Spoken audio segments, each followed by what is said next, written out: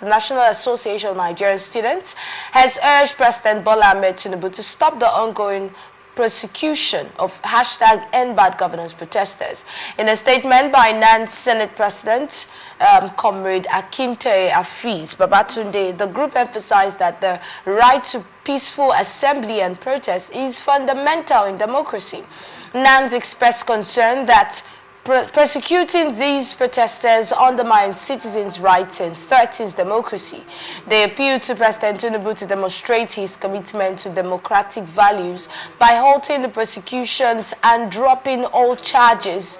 NANS argued that the protesters were motivated by a desire for positive change and that their voices should be heard and not suppressed. Do you see this as a move to suppress their voices? Do you think there is any ground for the arrest? I mean, the police actually has a reason they have stated due to the fact that, according to them, in some places the protest wasn't peaceful. And then when we talk about the people who were lifting up the Russian flag, so when you look at some of these reasons, these are reasons that have been stated for their arrest. But then now saying it could be a way of suppressing the will of the people. Dandy.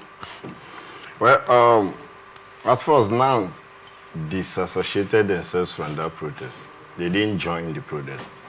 Now they are calling for a halt. And whatever it is, I also want to go in that line. There's no need. What are you prosecuting them for? So the government should also be prosecuted for the economic devastation we have currently, or we're experiencing currently. So there's no need. If you want to prosecute them, probably the federal government have their reason why they want to prosecute them. They've not come up to say these are our reasons. And they may also come up to say it's not because of the protest. Something has happened during the protest. They did one or two. So I think we followed the protest. Okay. We followed the stories. Yeah. And by we, I mean you and I, because very well. some of those days I agree. we were here in the studio. Yeah. We saw that in some states the protest was violent.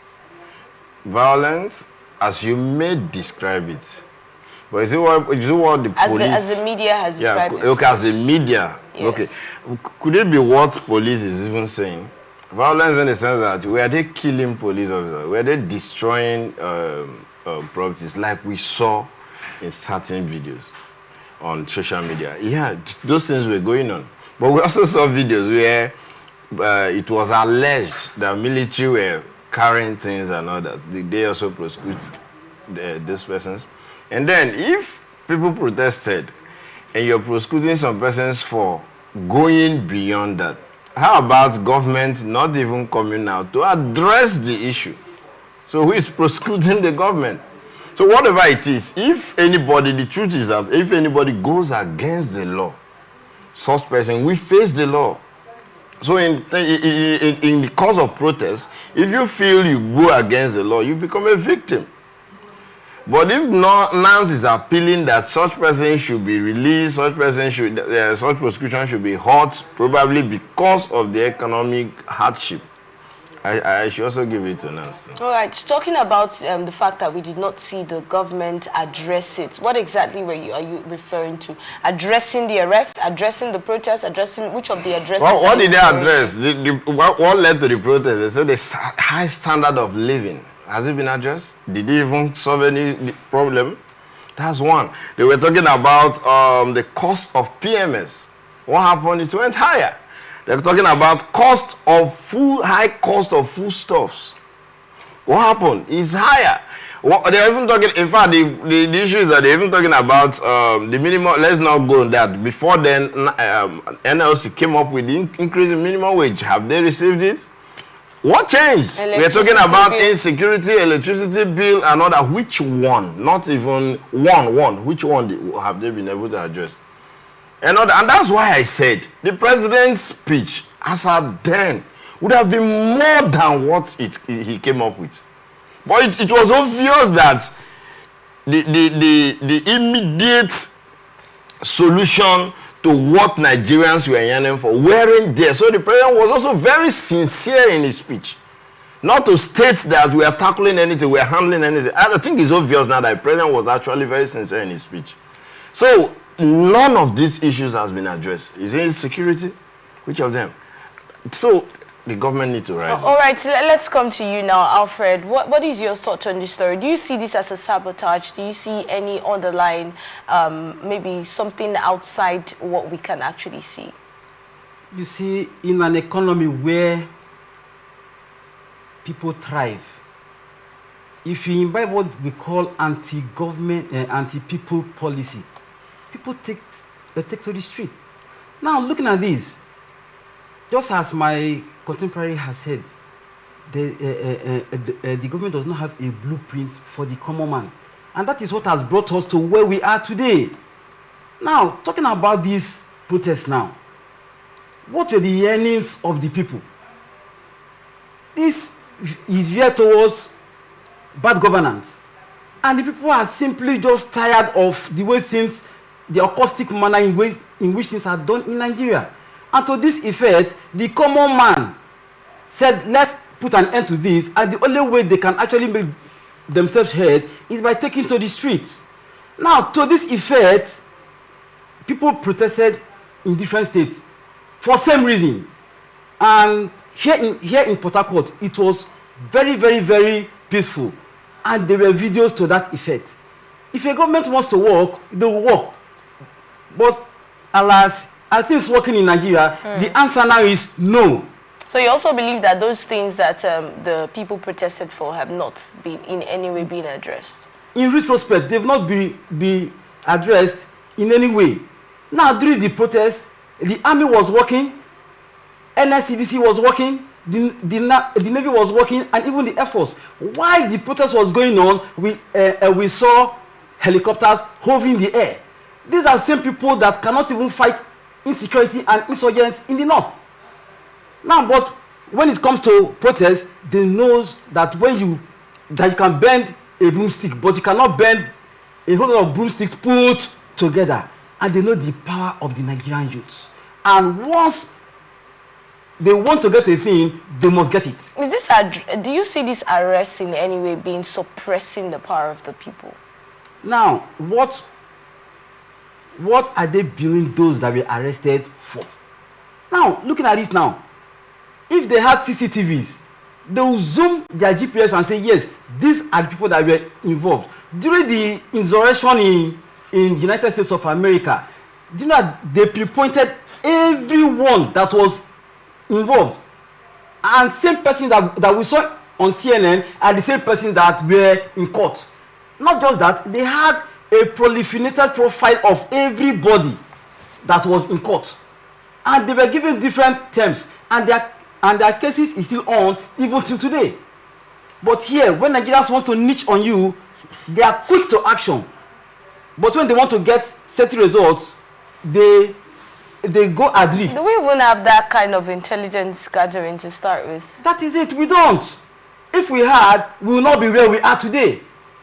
And to this effect, I am urging the federal government, its policy making, to, as a matter of fact, free those that are supposed to be held captive. Because there is another protest coming up on the 1st of October, and if care is not taken, it's going to take another tune.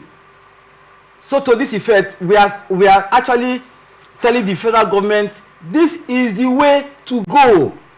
And the assertions of the common man could be pediatric. Why do you think that they should actually free the protesters? Because if the government had done what they ought to do, nobody will come to the streets. Because they don't even put their thinking cap to think before taking certain actions. Because if you want to be proactive, you will say this and this is going to happen after we have done this. But the governments have hugely failed on their own part to make sure they do the needful.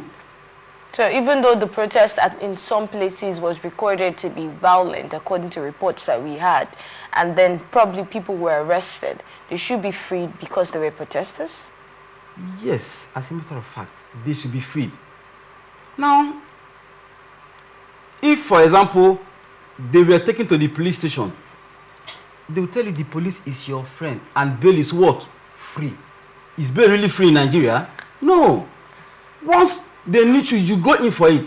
Like I told you some time ago, if you must walk in the streets of Nigeria at night.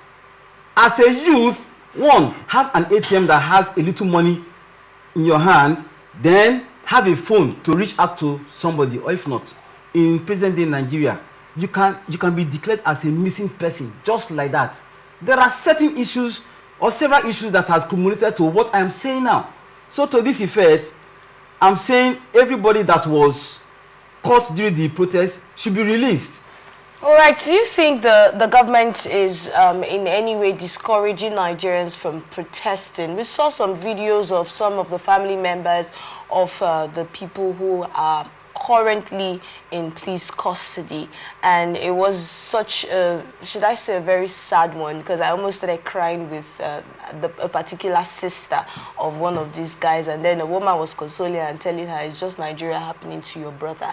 Do you in any way see this as the government, you know, stopping, making the people understand that there are other options except protest? First, did they charge them to court? That's why keep them? Or do they go to court from that place? But the one thing I must make clear is this: where your right stops is where another begins. Now, because you're protesting, you shouldn't go against the law. Whatever might have warranted this, anybody can take advantage, and that's to deal with the person. I saw a video where a protester, I think he was trying to run away from, I don't know, whatever, but they didn't shoot the person. Then the brother was shouting, "Stop!" Okay, he was actually shouting, "Officer, stop! Officer, stop!" The next thing we saw was a video where the guy opened the other person's singlet, and it's like a bullet wound. Now, in that case, let's say it wasn't a police officer who shot that person. Can we also say the person should be freed if it's an individual that did that? That's the other part. If it's a police officer who also did that, should such police officer be freed? What's my point? If you take the law into your hands, you'll be prosecuted. Now, the thing is, it wasn't all the protesters who took the law into their hands. And we know how these things happen sometimes. Yesterday, we had a guest here who talked about the police raiding an environment, and he was on his way back from school, and he was just walking on the road, and they told him to enter the police van, and that was how they took him to the station. So in a situation where we have a lot of protesters and some people are going against the law, how do you get to separate who is going against the law with who is not going against the law? And let's assume these people are carried now, assumption now. Do you understand? I also go by assumption. I even wanted to say scenario you're bringing up now. We are assuming that these persons were all picked. They were innocent. Then we're also assuming that these persons were picked. They went against the law. That's why when I started, I said, have they been taken to court to be proven guilty? Then there's also a scenario where somebody who is arrested is not given the opportunity to be heard by a good lawyer. So for that reason, you pay for what you didn't, the sin you didn't even commit. If that is the scenario of these persons that have been arrested, and I wonder why the police have not come up to say these were their offense or offenses. Why have they not come up to say so? And why are you keeping them? All we heard was that they went against the law. What did they do? Except they also pointed it out and we're not aware. But if you can't point out what they did, if it were just mere protests or mere protesters, why arrest them? If you cannot say these and these were the things they did, why keep them? So I also don't think there is need. In fact, what happened in the NSAS, during the NSAS period where they said release the people, they didn't do bad, they didn't do anything and all that, it should also be applicable to this people if so. What did they kill? Or is it because they were looting, they saw food and they were carrying? Who kept the food? Why did you keep it there? It doesn't make you right anyway. It doesn't, but again, why are you stocking food when people are hungry? And you're stocking it in a warehouse and it doesn't even belong to you. Some of the food that they brought out in last time they did this project were palliatives, right? Palliatives. So why? Okay, who dropped it there? Why are they not prosecuting the person who dropped it there? And you're prosecuting the person who is carrying it to go and eat. Did they steal money in all of this? Were there places they said they were breaking banks?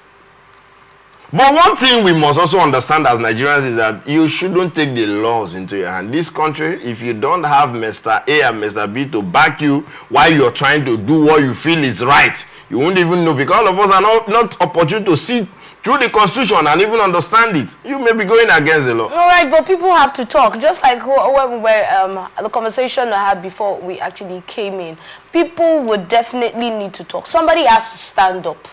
Somebody has to rise up against some of these things, because it looks like Nigerians have been quiet for a lot of time. That's what it looks like, because when you look at some of the actions of some of the people that hold certain positions, the next question I always like to ask is, what do we expect the people to do?